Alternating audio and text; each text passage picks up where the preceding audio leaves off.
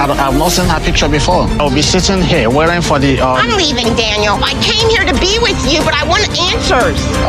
I'm thinking this is unsettled. He's lying to me, and he's trying to make me look insane. I'm getting sick to my stomach. It's making me question more about this woman. What is he hiding about it that he has to lie about? To be honest with you, I am being caught. I didn't want to hurt her, but I was trying to date an American woman. Daniel gets confronted with receipts on national television, looks straight at Lisa, denies knowing the woman, asks for proof, calls it a setup, and then, within hours, suddenly remembers her face. Not slowly, not after reflection, instantly. That switch is not small. That switch is the whole story. He first says he has never seen her picture before. He demands proof. He questions Lisa's memory. He stands firm. Then the profile photo appears again, and somehow his memory returns like a light flipping on. Now he knows her. Now he spoke to her long ago. Now she meant nothing. That reversal happens fast, and it happens calmly, which is what makes it louder than shouting ever could. Welcome back. I'm Sabrina, and this is TLC Drama Live, and if you watch 90 Day Fiancé because you want the real psychology behind the chaos, not surface gossip, but the behavior patterns, then you're in the right place. Subscribe, and while you're watching, tell me in the comments, was that memory loss believable to you? Or did something feel off? Because here's the question sitting in the middle of this whole scene, and nobody wants to say it plainly. Was this about cheating, or was this about strategy? Those are two different things. One is emotional betrayal, the other is positioning. Think about the sequence. The night before, in front of his friends, he acknowledges speaking to another American woman. He even frames it in a way that makes himself look pursued. The next morning, when Lisa brings it up privately, he cannot remember speaking to any American woman at all. That is not confusion. That is a narrative shift. And narrative shifts usually happen for a reason. Why did he switch stories so fast? If he was innocent, consistency would help him. If he was guilty, denial buys time. And time is useful when you need to measure someone's reaction before choosing your next move. Notice how he asks for proof. Notice how he leans on the missing screenshot. The moment she says she deleted them, the power dynamic tilts slightly in his favor. No proof means room to maneuver. But then, the external variable appears. The other woman responds. Suddenly, the risk changes. Now silence is dangerous. So the strategy shifts again. He recognizes her. He admits speaking to her long ago. He minimizes. He reframes. He softens his tone. He rubs away tears. The denial transforms into partial confession. That is not random. That is adjustment. And here's where it becomes uncomfortable, because the next move is not his. It is Lisa's. She is furious. She storms off. She cries. She feels humiliated. She calls out the lie. For a moment, it looks like clarity is winning. Then, something changes. Within minutes of his softer explanation, the temperature drops. She listens. She accepts the idea that he cut the woman off once their relationship became serious. She allows the possibility that he was exploring options before committing. Why did she forgive him so quickly? Was it love? Was it fear of being wrong? Was it the weight of the money already sent? The plans already made? The public commitment already filmed? Walking away would mean admitting she misjudged him. Staying means preserving the story she has been telling herself. Let's challenge an easy assumption. Many viewers label him a scammer and move on. But if he were purely calculating, would he admit on camera that he was trying to date an American woman? That line slips out when producers press him. He says he was trying to date an American woman. That is not subtle. That is blunt. So, is he reckless? Or is he confident that the end goal outweighs temporary damage? And what about Lisa? She says she is not here to be used. She says she does not want to be a sugar mama. She says she needs honesty. Yet when confronted with inconsistency, she recalibrates instead of exits. That is not weakness. That is investment, emotional and financial. Here is the tension that keeps tightening. If he lies this smoothly when cameras are rolling and producers are asking direct questions, what happens when there are no cameras, no interviews, no public pressure? Does the strategy sharpen, or does the truth leak faster? The collapse never starts with screaming. It starts with small reversals that feel manageable in the moment. And this was the first visible crack. The question is not whether a lie happened. The question is, who needed the lie more? Lisa sits by the pool, tense, thinking about the night before, and suddenly it hit. The moment Daniel saw her without her wig. His reaction was brief, almost a flicker, but it carried a weight she couldn't ignore. Not a look of disappointment exactly, but a hesitation, a shift in his tone. a subtle pause that spoke volumes without words. For most people, a wig is just hair, something superficial. But in this context, it became a mirror, reflecting vulnerabilities she hadn't let anyone see before. Her confidence faltered in an instant, and what she thought was private reassurance suddenly felt exposed, scrutinized. She wasn't imagining it. The way he reacted suggested that maybe his attraction wasn't entirely about her, the full, unmasked her, but about a version he preferred to see. At that moment, every decision she had made up to that point began to wobble. Could this attraction be conditional? Did it hinge on appearances, on her performing a version of herself that fit his expectations? It wasn't about lying. It wasn't about screenshots or other women. It was about the foundational feeling of being seen and wanted. And suddenly, she questioned whether he wanted her or an idea of her. That hesitation created a crack in her armor, and it came faster than any argument about the other American woman ever could. For Lisa, this was the first tangible sign that her safety net, the fantasy she had wrapped around her choices, might not be grounded in reality. And yet, as sharp as that moment was, it was also confusing. Was this merely Daniel's personal preference showing through? Or was it a reflection of something deeper? Was he truly invested in her as a person? Or was his desire transactional? Like a series of calculated steps toward a goal that included her finances, her time, and potentially an American visa. The wig had become a symbol, not of vanity, but of control. It forced her to see the subtle ways Daniel measured her worth, and the vulnerability it exposed was uncomfortable. There's a counterpoint worth considering. Perhaps his reaction wasn't manipulative at all. Maybe it was cultural. Maybe it was unfamiliarity. Maybe he had never seen a woman he cared about in this way, and it startled him. But even that explanation doesn't erase the effect on Lisa. The psychological impact was immediate. She felt scrutinized, judged, and for the first time, she doubted her safety in the relationship. Her control slipped, her fantasy teetered, and suddenly, she was looking at him with a sharper lens. Was that the first time Lisa felt insecure in the entire relationship? Probably. Up until this moment, she had been investing trust, money, emotion, and hope, believing she could navigate the lies and still come out on top. But Daniel's unfiltered response, the flicker of something unspoken,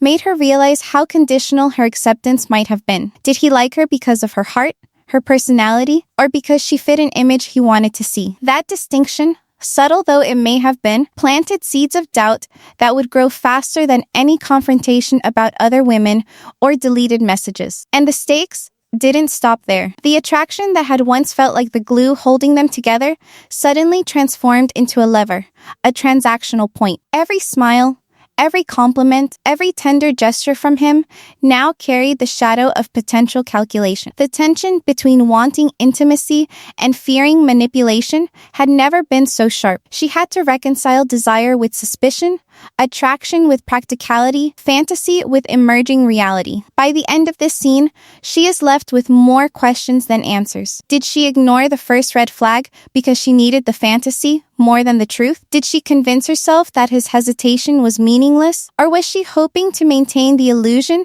that she was the one in control? The wig moment was brief, but its psychological impact was enormous. It didn't just reveal something about Daniel, it revealed something about Lisa too, about how far she was willing to stretch belief and how quickly the foundations of trust could tremble when appearance, perception, and reality collided in a single glance. The real tension now isn't in the other woman, the deleted messages, or the confrontations. It's in the small, silent crack that show who she is, who he is, and what each of them is willing to tolerate before the relationship's transactional nature overtakes its emotional one. The tension spikes the next morning when Lisa brings up the other American woman again. The night before, Daniel had been almost casual about it with his friends. He admitted to speaking to her, framed it as if she had pursued him, laughed it off, even made it sound like it was ancient history. But now, face to face with Lisa in private, suddenly he doesn't remember anything at all. That switch isn't subtle. It's a full 180. One moment he's acknowledging the messages, the next he's demanding proof, insisting it never happened, and acting genuinely puzzled. It's the kind of behavior that makes you lean in as a viewer, because it's not just deception, it's strategy in motion. Lisa, of course, doesn't just let it slide. She asks. She challenges, she presses. And Daniel counters with classic denial, pushing responsibility onto her, subtly questioning her memory and her intentions. Why demand proof if he already knew the conversation had existed? That question hangs in the air, invisible but heavy, because it's more than forgetting. It's a tactic to control the narrative, to shape the story before the facts can anchor in reality. Every pause, every deflection, every carefully chosen word is aimed at redirecting her focus, keeping her off balance just enough to measure her reactions. Then comes the twist. Lisa doesn't have the screenshots anymore. They were deleted when she switched phones. That absence isn't just an accident. It gives Daniel room to maneuver. Without visual proof, he can assert confusion, call it a misunderstanding, or even frame it as her overreacting. This tiny gap, the missing messages, suddenly tilts the power, making her question her certainty and giving him breathing space to spin the narrative. Why did Lisa delete the screenshot? Was it emotional, trying to close a chapter and move forward? Or was it strategic, a small choice that now leaves her vulnerable to his shifting story? The answer isn't obvious.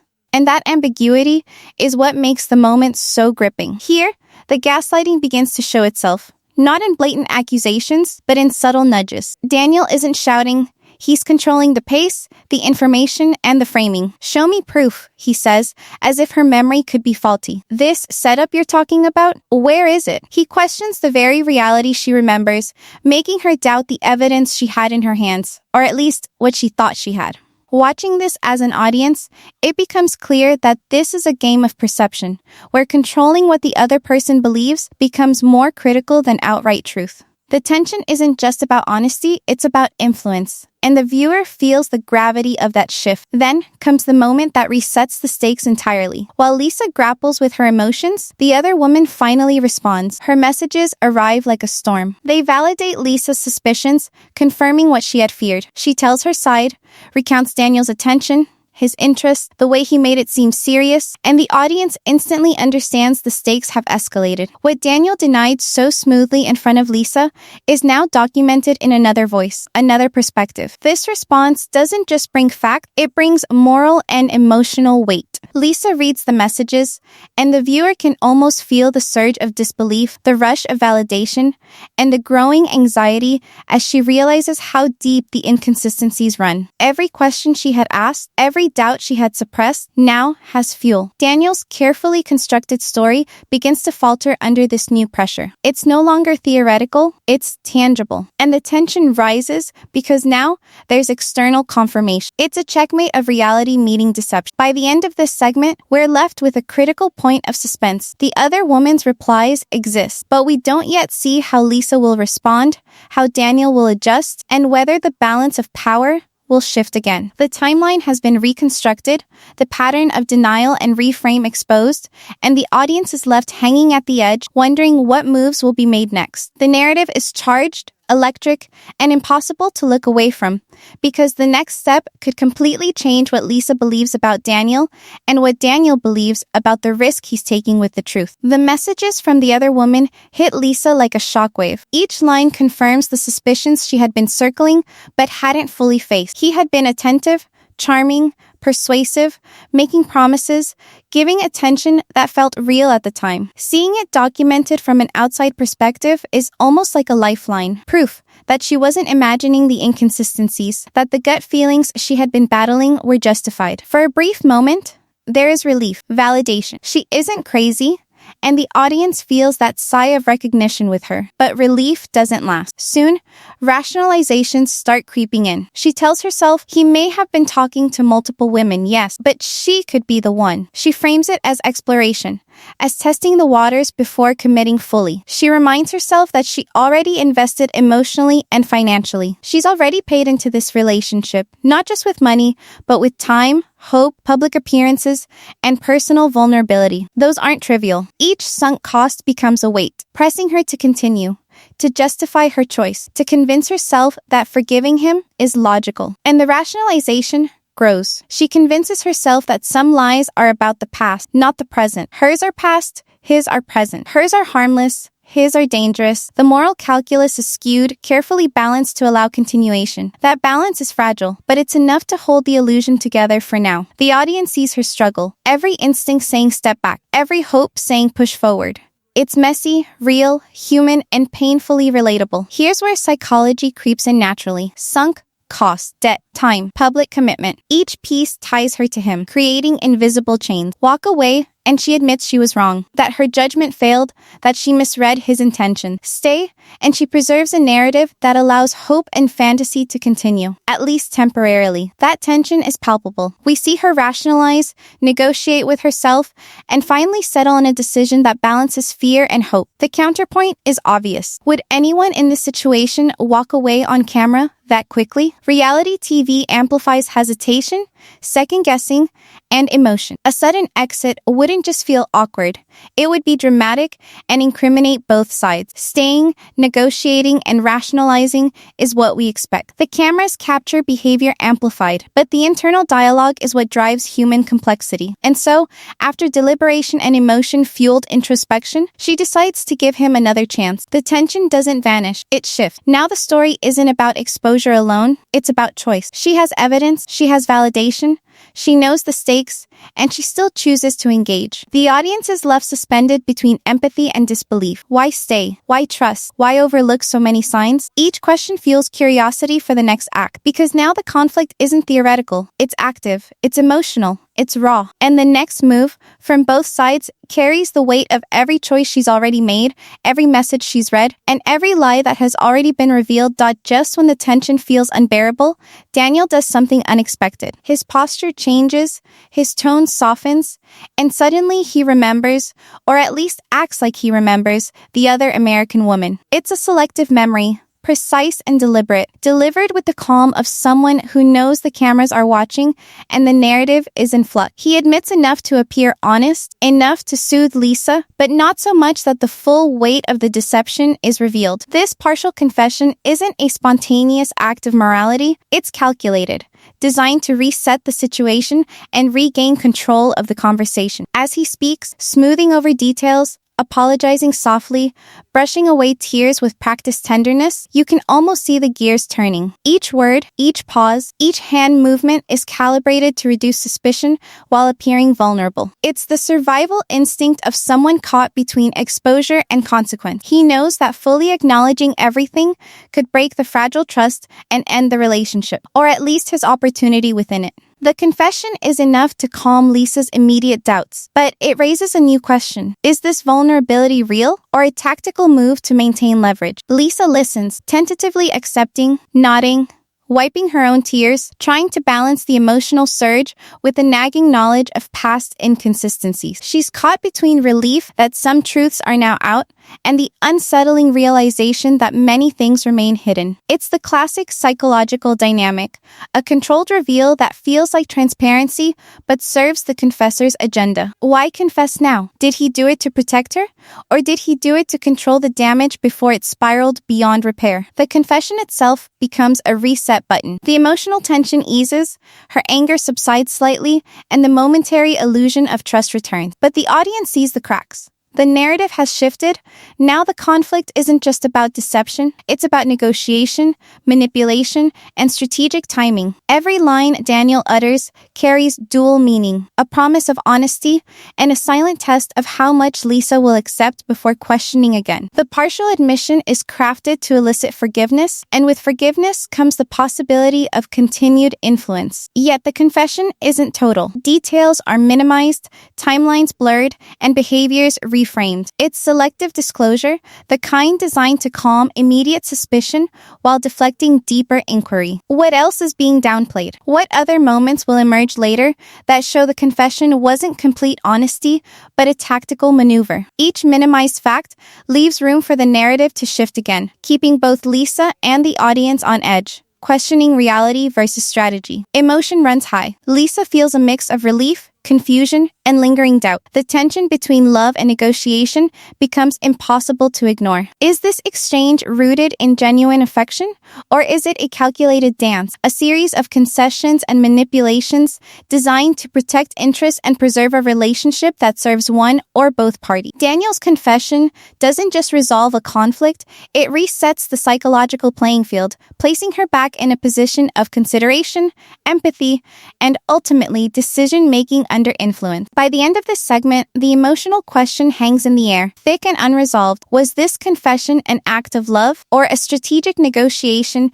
meant to protect him while keeping her invested? The audience is left grappling with the same uncertainty Lisa feels. Trust mingled with suspicion, hope mingled with caution, and the understanding that the dynamics of this relationship are far more complex than simple right or wrong. Every word he speaks now carries weight, every pause invites analysis, and the stage is set for the next reveal, where choices will be measured not only by honesty, but by their psychological and strategic impact. Lisa sits alone, replaying every interaction in her mind, and the weight of her own secrets becomes impossible to ignore. She is still married, still entangled in a past that she tries to classify as behind her, yet the present continues to demand attention. Her logic is simple in her own mind. Past lies are harmless, present lies are dangerous. It's a moral hierarchy built for convenience, a selective filter that allows her to continue engaging with Daniel while compartmentalizing her own transgressions. At the same time, she watches him, sees his maneuvers,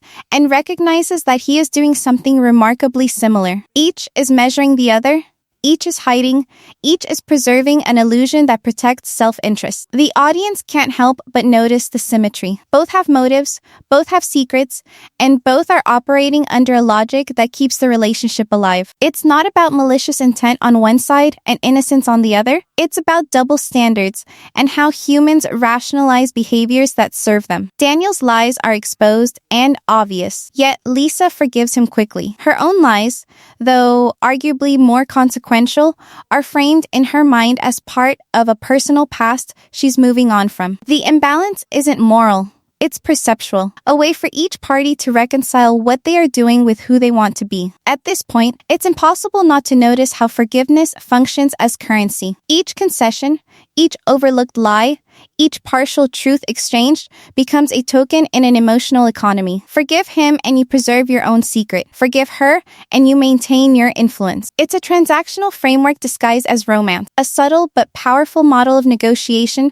that shapes every interaction. The relationship is structured less around love or trust and more around strategic maintenance, keeping the equilibrium intact while ensuring each person's personal goals remain protected. This framing reframes everything we've seen. Arguments aren't just emotional outbursts, they are calculated tests of boundaries. Confessions aren't spontaneous acts of honesty, they are moves in a subtle game where exposure is managed to reduce risk and maximize control. And the audience starts to recognize the uneasy truth. This relationship survives because both participants need it to. They need the emotional validation, the financial or immigration leverage, the hope of a future that validates their current investment in time, money, and feelings. Each keeps the other tethered not out of pure love, but because letting go would create chaos in their carefully maintained narrative. Open questions linger. If both are hiding truth, how much of their connection is real, and how much is constructed around self-interest and necessity? Each interaction becomes a negotiation disguised as a conversation, and every apology or soft admission is evaluated not only for sincerity, but for strategic utility. What looks like vulnerability is sometimes just calculated exposure. What looks like compassion is sometimes just reassurance designed to secure compliance. By the end of this segment, the audience sees the full pattern. It isn't just Daniel who manipulates, and it isn't just Lisa who rationalizes. Both are engaged in a mutual dance, each understanding the stakes, each protecting what matters most to themselves. The realization is subtle, unsettling, and almost hypnotic. This relationship doesn't survive because it is healthy or honest, but because both need it to continue functioning. And that need, as much as any attraction or affection, defines the rules, boundaries, and decisions of everything we've witnessed so far. Every interaction now takes on a sharper edge, because when you strip away the tears, the apologies, and the whispered reassurances, what's left is a transaction masquerading as romance. Daniel smiles, says the right words, smooths away her worries, and in that moment, he's gaining more than just affection. He's securing a path to the American visa, access to financial support, and the appearance of stability. Every compliment, every display of charm is calculated to reinforce Lisa's investment in him, to keep her emotionally tethered while he maintains opportunity. Lisa, on the other hand, isn't just a passive participant. Her gains are subtle, but potent. Validation that she can command devotion and attention, the thrill of youth fantasy that tells her she is desired and special, and a sense of control over a situation she otherwise has little tangible power in. Every forgiveness, every rationalization, every token of trust she grants functions as both emotional currency and a way to maintain influence over Daniel's behavior. She may appear vulnerable, but in her own way, she is shaping the relationship to suit her needs just as much as he is shaping it to suit his. It's easy to assume Daniel is a mastermind, orchestrating every move with precise calculation. But is he? Or is he an opportunist, reacting quickly to opportunities as they appear, adjusting strategies when the pressure is on, and capitalizing on the gaps left by Lisa's willingness to forgive and invest? He is adaptive, yes, but not necessarily genius-level strategic.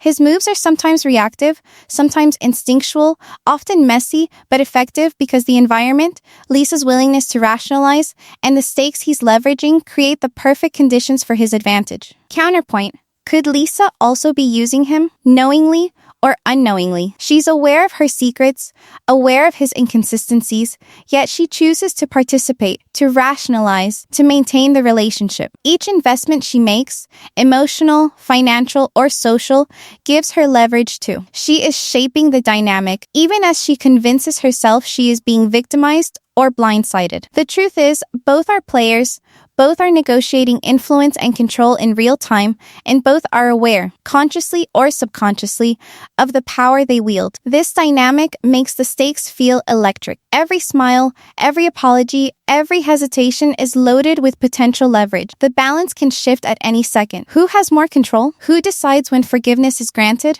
when a lie is tolerated, and when an accusation becomes too dangerous to ignore? Daniel's visa and financial opportunity give him incentive, but Lisa's emotional attachment and selective moral authority give her a kind of unseen power. The tension lies in the fact that each is constantly calculating, consciously or not, the worth of their own hand and the vulnerability of the other. And now the cliffhanger becomes almost unbearable. What happens when the leverage flips? When Lisa realizes that the emotional currency she has been granting is the real key to Daniel's behavior? Or when Daniel is cornered and must act in a way that could expose everything he's been hiding? The relationship is no longer just about love, trust, or betrayal. It's a live negotiation where the balance of power is constantly shifting, and a single misstep could change everything. The audience is left suspended, watching every word, every gesture, every look, knowing that the next move will determine who truly controls the game. It's easy to watch from the outside and wonder why Lisa stayed,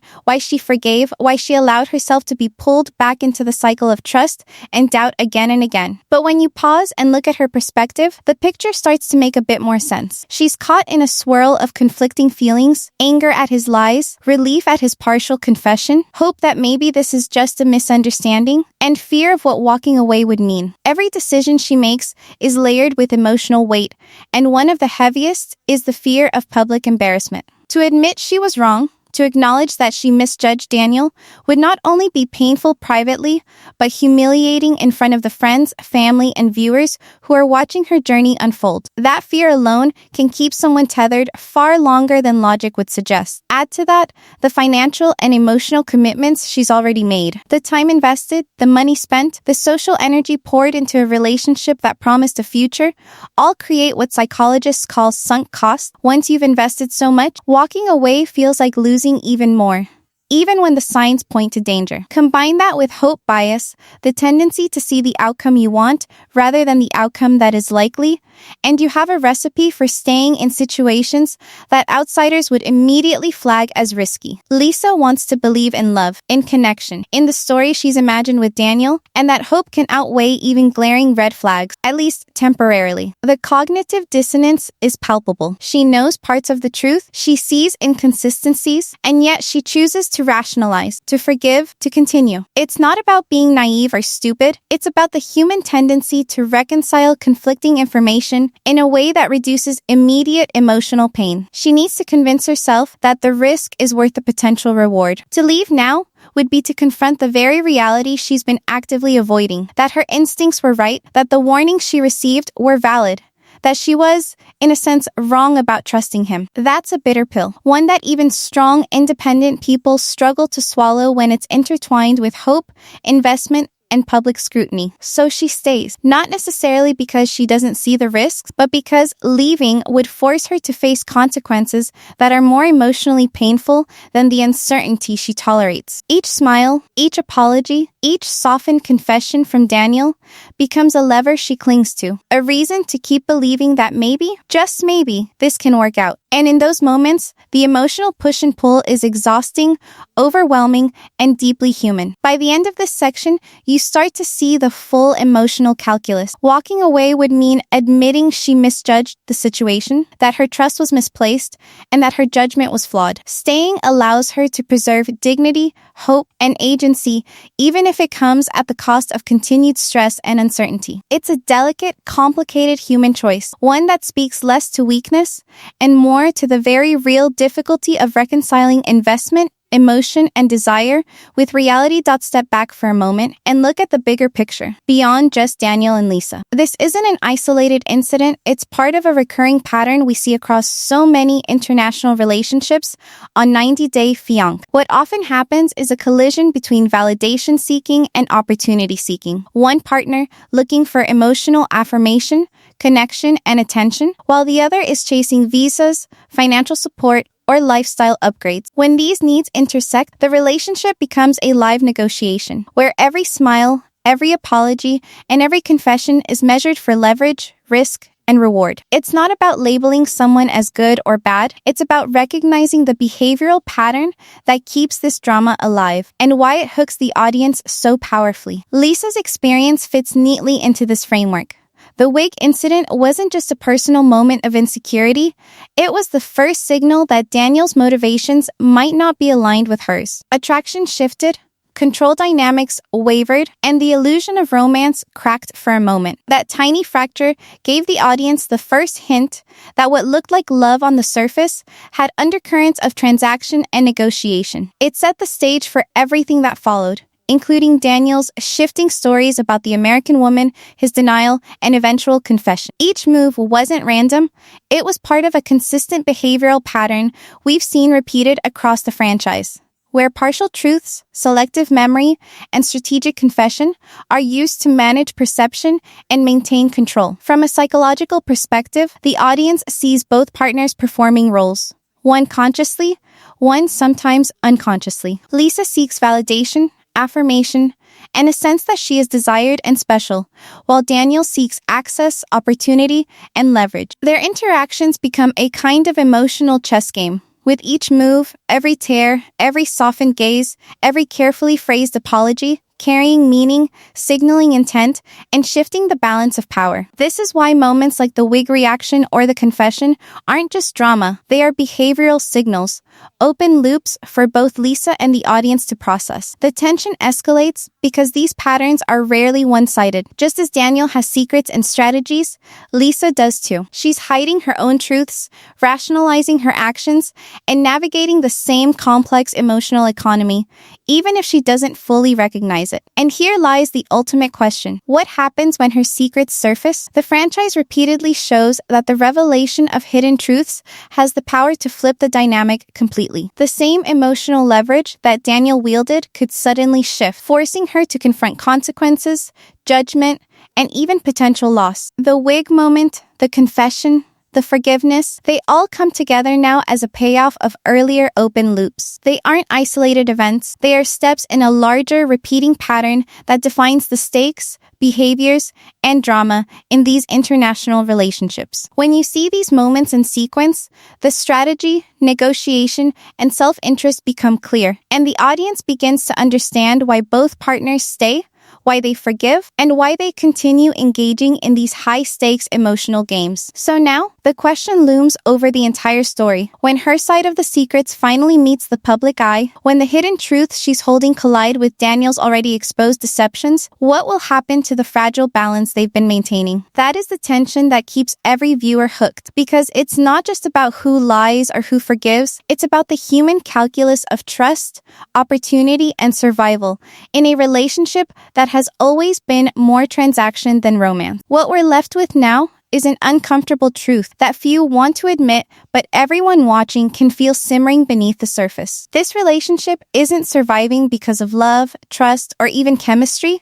It's surviving because both need it to. Every forgiveness granted, every excuse made, every tear wiped away is a calculated act of leverage. Lisa forgives not because she's convinced of Daniel's sincerity, but because she knows the dynamic allows her to maintain control, preserve hope, and protect herself from admitting she miscalculated. Daniel adapts, confesses partially, and soothes strategically because he knows keeping her invested is the fastest way to protect his access, opportunity, and advantage. Love here isn't a pure emotion. It's a negotiation, a transaction, a series of calculated moves masked as intimacy. The loops we planted throughout the story now start clicking into place. Why did Daniel switch stories so fast? Because he was cornered and reacting, trying to control damage while keeping his options open. Why did Lisa forgive so quickly after catching him in lies? Because the emotional cost of leaving was too high.